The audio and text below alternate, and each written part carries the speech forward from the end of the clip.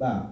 Continuamos en Upao Noticias. Vamos ahora a dialogar con el médico cirujano Juan Acosta, especialista en salud mental comunitaria, para abordar y analizar en Upao Noticias qué tanto se cumple. Hay una ley en el Perú, la ley de salud mental, la ley número 30947, incluso un reglamento también bajo un decreto supremo, el 07 del 2020. Doctor Acosta, bienvenido a Upao Noticias. Buenas tardes. Muchísimas gracias por la invitación, agradeciendo a todo tu equipo y aquí dispuesto a contestar las interrogantes que nos plantees. Bien, para nadie es un secreto, doctor Acosta, que en el Perú no se le da la debida importancia en la dimensión que debería tener a la salud emocional, la salud mental. Se hacen esfuerzos, hay una ley que la acabamos de mencionar, incluso un reglamento también aprobado por un decreto supremo, pero todavía hay mucho por hacer y esto va a depender también mucho de la decisión política del gobierno central y los gobiernos regionales. De su experiencia, ¿cómo se está abordando, por ejemplo, aquí en La Libertad, el tema de la salud mental? Respecto a la implementación de la ley, lo que corresponde al modelo comunitario de salud mental, que es un modelo interdisciplinario que no solamente hace el enfoque del trastorno mental o del problema mental en base a lo biológico o en base al tratamiento farmacológico, sino en realidad al abordaje multidisciplinario de la vista desde otras ciencias, de otras ocupaciones, como son la enfermería, como son el trabajo social, como es la rehabilitación del paciente que desarrolla una enfermedad mental. En ese sentido, este modelo es un modelo en red. Es por eso que ya se ha avanzado en la primera etapa respecto a la implementación de centros de salud mental comunitarios que forman el eje de lo que es el modelo de atención. Sin embargo, aún todavía nos falta la implementación por parte del gobierno de los centros infanto-juveniles, de los centros de seguimiento para adicciones, los centros para seguimiento de hijos de madres con trastorno mental grave, los hogares protegidos que se están implementando, las unidades de hospitalización en segundo nivel, ¿no? Que no sean los hospitales de referencia solamente los que hagan internamiento, las emergencias y urgencias para pacientes que sufren de problemas de salud mental. Ahora, hay también, doctor, muchos prejuicios respecto a la salud mental, que incluso las personas se resisten a aceptar que necesitan el acompañamiento, el asesoramiento de un psicólogo o de un psiquiatra. Porque siempre cuando uno desde la familia muchas veces dice, tienes que ir al psicólogo. No, yo no estoy loco. Es la primera respuesta que aflora en muchas personas por desinformación, que así como uno tiene un problema de salud biológica, un problema en el estómago u otro órgano del cuerpo humano, también requiere una atención en lo que es la salud mental. ¿Cómo podemos ir superando esos prejuicios para que la gente, los ciudadanos, aceptemos que la salud mental debe tratarse como cualquier otra enfermedad que tiene el ser humano? Sí, lo que bien dices es lo que nos ha cerrado durante años la vista en el tema del abordaje de la salud mental. Y una de las características de la enfermedad mental es la conciencia de enfermedad.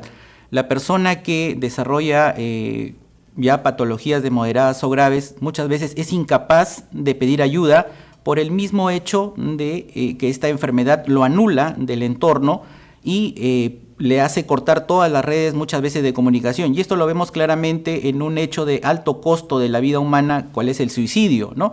Entonces muchas veces siempre llegamos después, el minuto después, ¿no? Ya después sucedido el hecho. Entonces muchas veces nos preguntamos, ¿no? ¿Cómo llegó a este punto? Como si se le veía sociable, ameno, y no daba rasgos de algún signo, síntoma que nos hiciese pensar en esto, ¿no? Esa es una característica, digamos, una de las barreras, ¿no? Para pedir ayuda. La característica principal de cualquier y de la mayoría de enfermedades mentales es el corte que se produce, la anulación de la relación, de esa relación que el ser humano tiene con su entorno.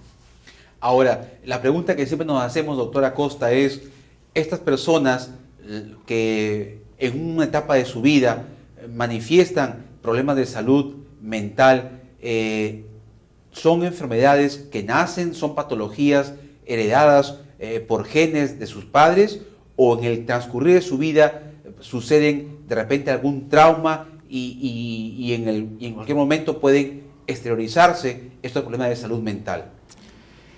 Interesante pregunta, porque dentro del modelo comunitario nosotros manejamos los 4 principales determinantes. Dentro de muchos determinantes de la salud y enfermedad, manejamos 4 tipos de determinantes. Uno, que es la carga biológica, que puede venir ya con una carga genética para desarrollar tal o cual patología. En segundo lugar, tenemos el acceso a los servicios de salud y qué tan especializados para brindar una buena oferta de servicios para la demanda tiene el sector salud. Lo otro es el entorno en el cual habita la persona y lo otro es los hábitos y costumbres que desarrolla esta persona, ¿no? Es decir, muchas veces se puede venir con una carga genética hacia una conducta, hacia un rasgo de personalidad de tipo disocial, psicopático, de tipo depresión, de tipo psicosis, pero si en el transcurso de la vida se dan las condiciones externas, las experiencias de vida sobre todo que son condicionantes para desarrollar, es cuando prende en cualquier momento de la vida, ¿no? Manifestándose. Ahora estamos descubriendo que las enfermedades mentales se están manifestando ya a etapas más tempranas.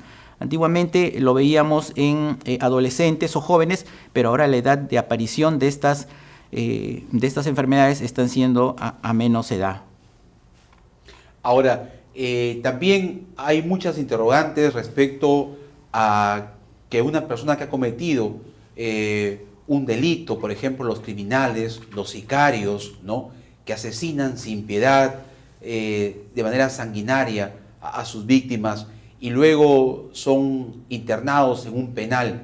Estas personas, desde el punto de vista de la salud emocional, pueden recuperar, es decir, van a poder insertarse en la sociedad y no volver a cometer esos crímenes, o son casos muy aislados, o ya es algo irreversible en la conducta emocional de esas personas, doctor?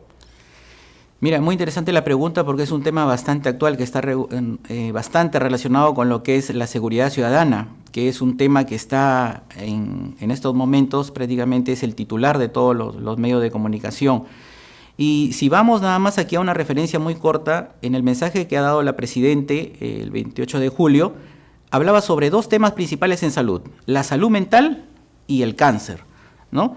Entonces, en este caso de la que me estás hablando de seguridad, prácticamente seguridad ciudadana, porque lo vivimos, estamos dentro de la ciudad, o sea, lo estamos viviendo en el día a día, los crímenes, los homicidios, el sicariato, los asaltos, ¿no?, son parte de estas conductas disociales, psicopáticas de personas que no han desarrollado esas habilidades para convivir en un entorno saludable, de respeto por la vida humana, sobre todo la vida humana, ¿no? Y han encontrado en las experiencias iniciales, ¿no?, en primeras etapas de la vida, un desapego o apegos negativos que han hecho que desarrollen a través de los años ese tipo de conductas. Muchas veces el trauma que sufre intraútero el ser humano o en las primeras etapas de la vida lo puede condicionar no solamente a desarrollar conducta de tipo psicopático, sino también a tener tendencia a tipo patologías de depresión, tipo de patologías de psicosis, ¿no?, o otro tipo de patologías. Por ejemplo, las personas que muchas veces son violentadas, ¿no?, en el caso de las mujeres, tenemos tanto centro de emergencia mujer, personas o mujeres que no han desarrollado esa autoestima que logre protegerlas o logre desarrollar habilidades para pedir ayuda, por lo menos, ¿no? Entonces, volviendo al tema, ¿es un diagnóstico médico la psicopatía? Lo es. ¿Hay tratamiento para la psicopatía? No lo tenemos hasta el momento. Es por eso que muchas veces nuestros, investigadores criminalistas se refieren como irrecuperables, ¿no? Porque no tenemos no hemos profundizado siquiera en el estudio de la psicopatía y el tratamiento. Es por eso que tenemos que aislarlo, por el daño que hacen y en protección del bien y de nuestra vida, ¿no? De acuerdo, muy interesante entonces estos temas, doctor Acosta. Hará oportunidad para seguir analizando en otro momento, en otro espacio, porque siempre es de suma relevancia abordar el tema de la salud y en estos tiempos también la salud emocional y salud mental. Muy amable, doctora Acosta, por su participación. Seguiremos en contacto. Bueno, muchas gracias. Gracias. Buenas tardes. Así culmina la presente edición de UPAO Noticias. Agradecemos a todos la sintonía. Nos reencontramos el día de mañana. Gracias. Buenas tardes.